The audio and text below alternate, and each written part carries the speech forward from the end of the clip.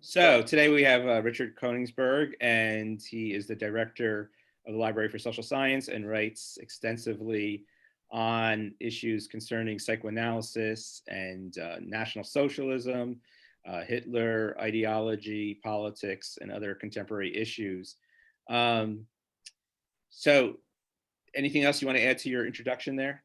No, that's fine. Okay, so one of the things I wanted to ask you, you've had a long interest in the issue of Hitler and Hitler's ideology and of Nazism. So I wanted to ask you, like, why do you think it's still important to study that today? Okay, that's a good question. What it finally turns out that I discovered through these many years of research was that actually the Holocaust was a function of war. So war was the independent variable and the Holocaust was the dependent variable. So Hitler fought in the First World War. So the Holocaust reveals the meaning of war, and I will get into that as we progress. But somehow Hitler had some deep insight into the nature of war. And if I want to get right to the crux of what he said about it, the connection, and this was in 1941 and 1942, Bob, when the Holocaust began. And here was his justification. Nature is cruel, therefore we may be cruel. If I don't mind sending the pick of the German people into the hell of war without regret for the shedding of valuable German blood, then I have naturally the right to destroy millions of men of inferior races who increase like vermin. Do you understand what that means? Yeah, so one thing one would ask then is, so obviously anti-Semitism pre-existed the Nazis and Hitler's ideology. So how did anti-Semitism relate to this theory of war that you're presenting? Okay, so I'm a psychoanalytic anthropologist, and you also are a psychoanalytically oriented human being. So Hannah Arendt once said, anti-Semitism explains everything and therefore nothing. In other words, it's just a word. The question is, what is the unconscious meaning of anti-Semitism? So all my work, and this I wrote to you about, revolves around taking the ideology and looking at the underlying sources of the appeal of the ideology. And this is why people like me were out of it for so many years, because what took over was this idea of discourse, right?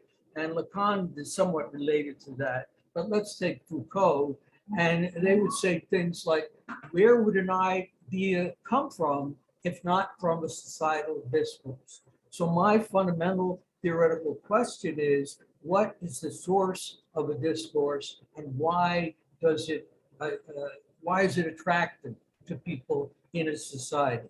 So the question of anti-Semitism is the question of what anti-Semitism meant, first of all, to Hitler, and second of all, to all the German people. So there are psychological causes why people embrace ideology. So, oh, I think you turned off the video. Okay, so I'll ask the question while you hopefully get reconnected with your video. So what the follow-up question is, in an article you write about the fantasy of an omnipotent object bound to the self. And I was hoping you could kind of explain what that means, like the fantasy of an omnipotent object bound to the self and how that relates to this fantasy structure. Okay, so that's something that you picked out, right? This is not at the essence of everything I've written, but it's very important. An omnipotent object bound to the self is when you identify with some object, like a nation, and internalize it and make it part of yourself. So one's own omnipotence is bound up with the object with which one identifies. We call that projective identification. So Hitler's Rudolf Hess used to say, Hitler is Germany, just as Germany is Hitler. So Hitler had basically no personality. I mean, a little bit, but fundamentally, his whole personality was based on his internalization of Germany into himself. And that functioned to hold him together. This is why this term disintegration is so important in his literature. His fantasy was that the nation was disintegrating. And like a psychotic, if the nation disintegrated, therefore he would disintegrate. So his struggle, Mein Kampf, was a struggle to keep Germany alive at all costs. Now, that object attached to the self, for somebody like me, or maybe for somebody like you, can also be the oppressor. So what the left-wingers talk about oppression, they're really talking about an object that is inside themselves. Because if you're a Buddhist and you separate from the quote-unquote symbolic order, then what's the big deal? It's only when you identify with an omnipotent object that you feel oppressed by that object.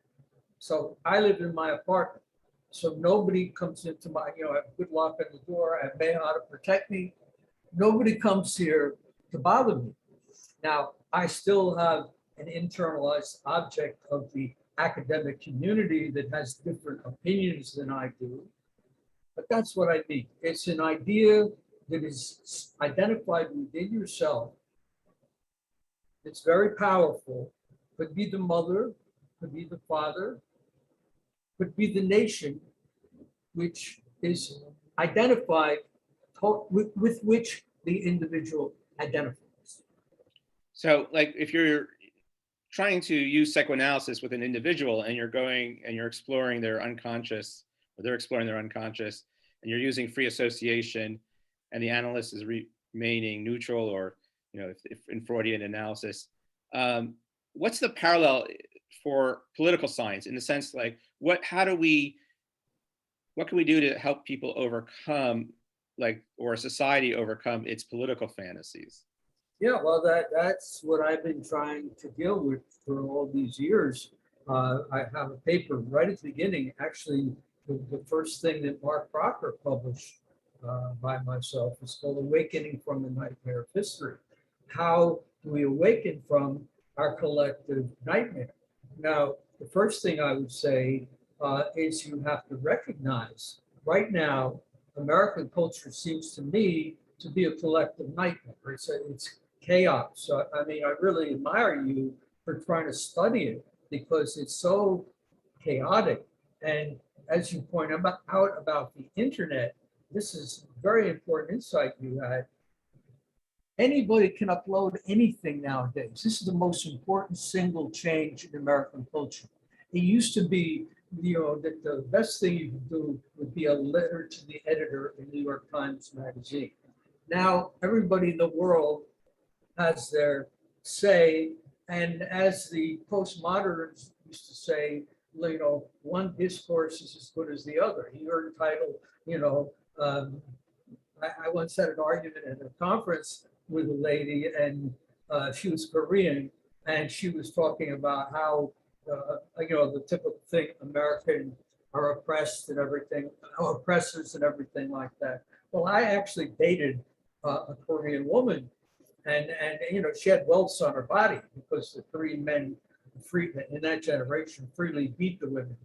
So I told her that. I said, you just internalizing the academic discourse that Americans are such oppressors. I know Korean women. I knew many Korean women.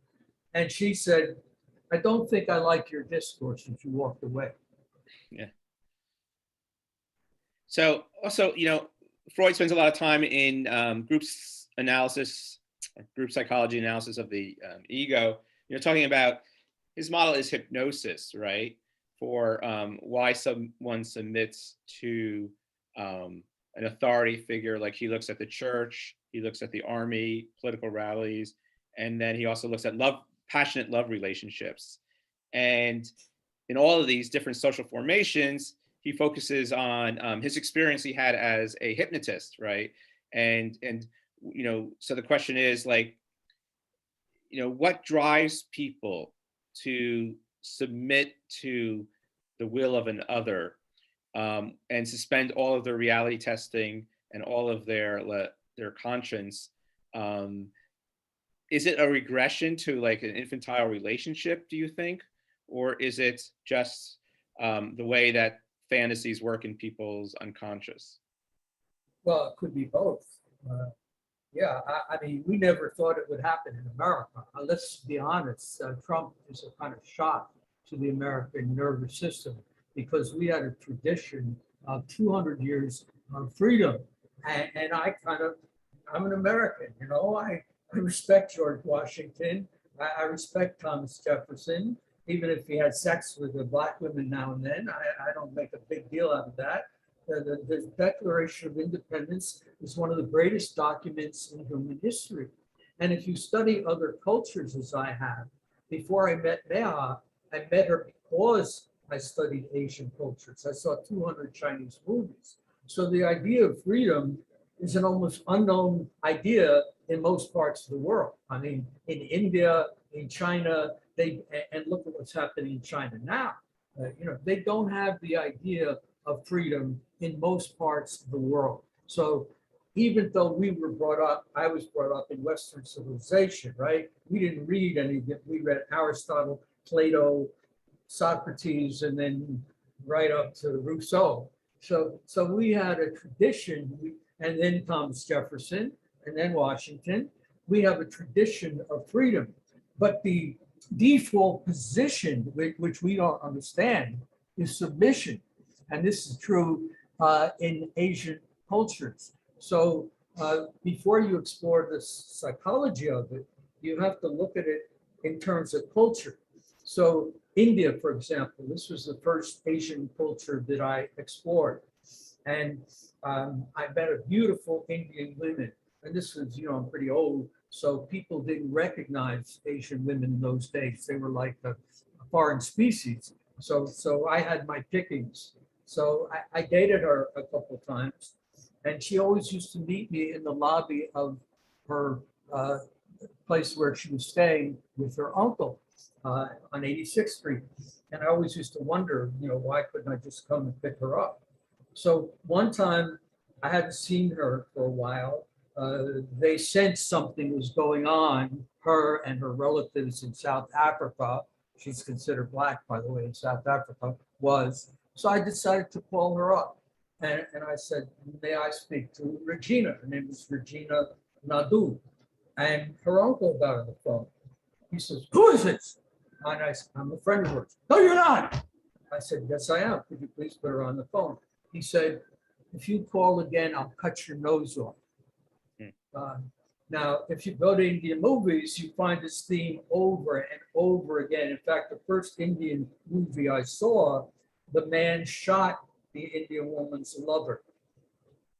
So, and they have arranged marriages. So they will tell you, and you probably know some more modern Indian women, oh, we don't have arranged marriages anymore. You scratch the surface, nearly 90% still marry according to what their parents tell them to do. So what was the question again?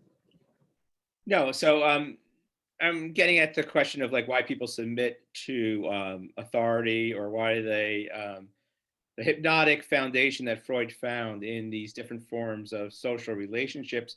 But another related topic we were talking about before is question of like, why do so many people believe in these conspiracy theories?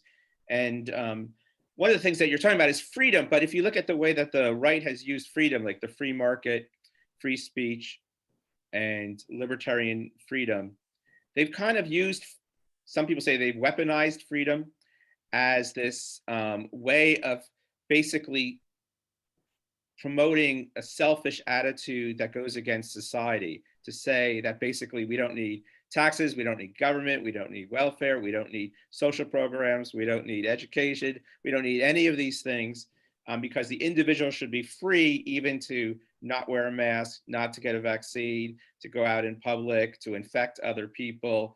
So hasn't this like idea of freedom that you were talking about earlier been somehow like manipulated from the right in order to as a political weapon? Well, it's also in the rock and roll tradition. We don't need no education. Boom.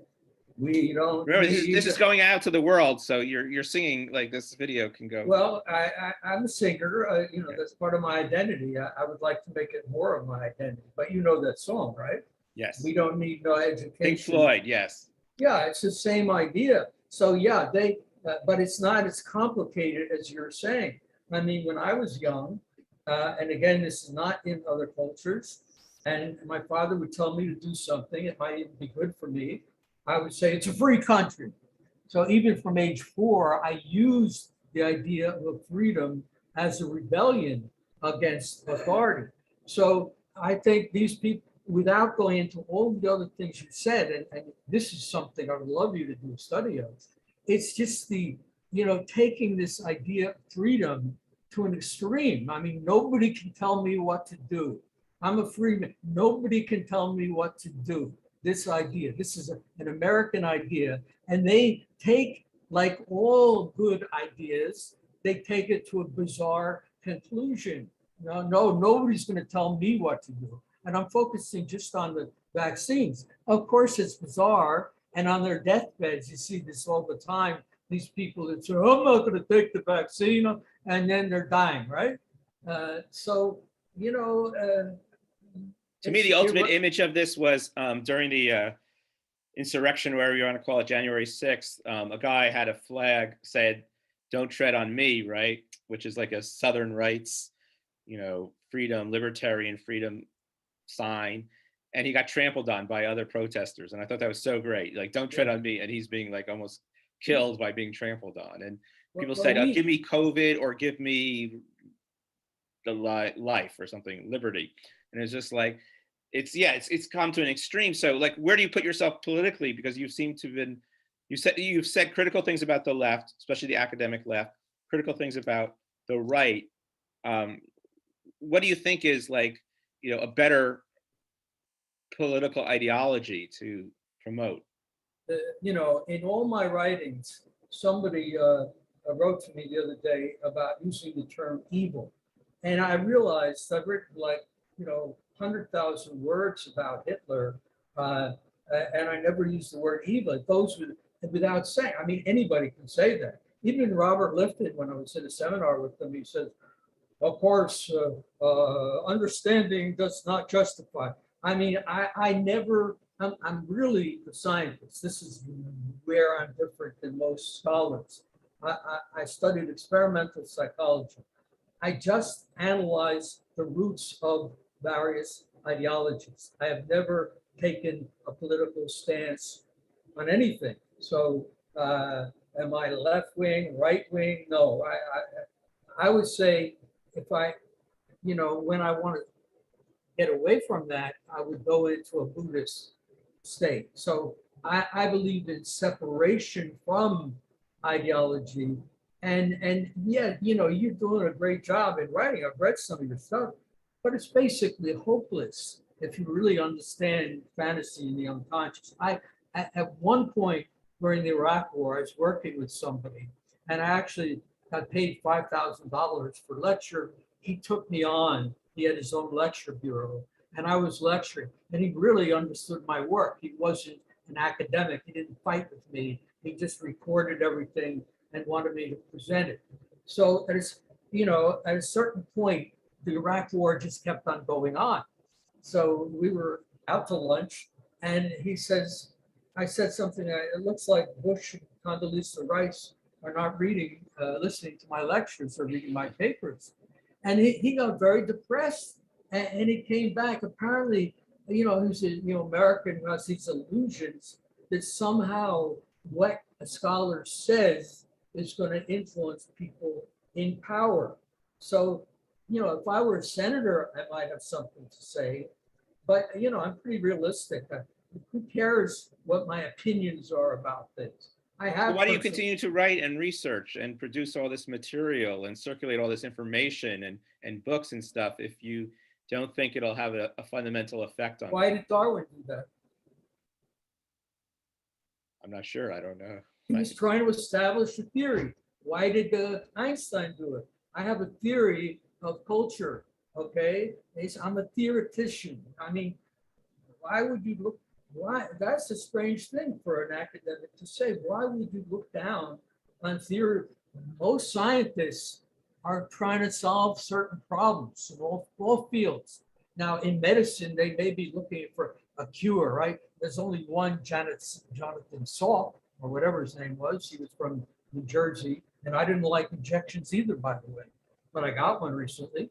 No, I'm a theoretician, like Darwin, like Freud, like So do you think Einstein. universities have lost that kind of basic theoretical drive or foundation, instead they've become more advocates and more politically involved and less trying to look at things from a scientific perspective? Do you think Yeah, that's a... yeah, and you're trying to resist that. I'm outside that. I left the academic world 40 years ago. I see it at a distance, but it's pathetic. I mean, the way they, like poor Jordan Peterson. Now, you may not agree with some of his theories, but he's a brilliant man, and he goes to lecture and he has people yelling at him and protesting. So the fact that you've resisted this somewhat is very unusual. Yeah, of course, that's all they do. I'm sure you've gotten in trouble sometime for something you said. That, yes, it's a mess, the academic world. And that's why I limit myself to, the people on my mailing list. I'm just beginning to do this sort of thing. I'm coming out, you might say. I'm doing more YouTube lectures, but I'm very careful. I am not going to get into arguments with stupid people. If you're in the academic world, like 50% of your career and the books you write, you have to argue with bizarre points of view, like the idea that neurochemistry has a role in psychoanalysis. Yeah, well, I think, this is similar to my approach to teaching is, I like everyone is entitled to their own opinions, but not their own facts. And I try to focus on the facts in the sense that a lot of people say, oh, we should have the classroom as an open, conversation of different people's opinions, but it really should be a place where you're using the scientific method to seek out the truth and to use, established methods. And it's not about like opinion or personal beliefs or personal politics. And I think it's becoming harder and harder because I think students now come into the classroom wanting their teacher to take a political stance.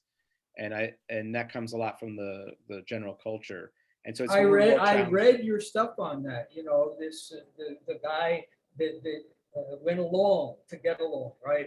He couldn't say certain things because he wouldn't get promoted and tenure because the students would give him bad ratings. And as you pointed out brilliantly, he claims that he's doing that so the next person wouldn't do it, but he fucking did it.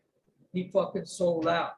So, even so, there's how this is why I write from the point of view of my newsletter. I call it a space for freedom. And I've never gotten attacked.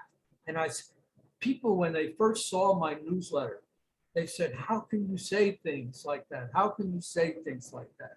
So in my world, they have opting out as their choice. So if they're disturbed by my theory, they opt out. But they're not going to fuck with me. And if they try, I have Mayhide here.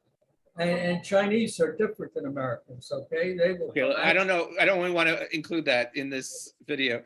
We might get in trouble from our, what did I say that was our Chinese sponsors. Okay, well, Chinese. Own everything now. Well, look at China. You should watch some video. There's one man who makes videos about China. Don't you notice that they're beating people with sticks? That it's the most brutal culture in the world right now. Haven't you noticed that? There's a lot of competition for the most brutal country. I think the Afghanistan is and Saudi Arabia are No, probably. no, then you don't understand China. Afghanistan, at least they talk to you. I mean, this guy who's in charge of China, he wants to take over. They follow people around, even the United States. If you even say, China's doing, you have to, I'll send you a link to this guy. There's one very brave man who lived in China for many years and made videos for many years. He's very intelligent and he knows China backwards and forwards. And then he had to leave because they tried to kill him. Okay, well, we're going to try to get this video done and up soon, and then you can circulate it on your newsletter or what have you. And it's been really interesting to touch on many of your ideas and theories, and hopefully keep the conversation going. And so, anything else you want to add before we end? I'll probably promote some of your videos too. Okay, there you go. So, well, enjoy your New York quarantine, and we'll talk again later. Okay, thank you, Robert. Yeah. I appreciate it.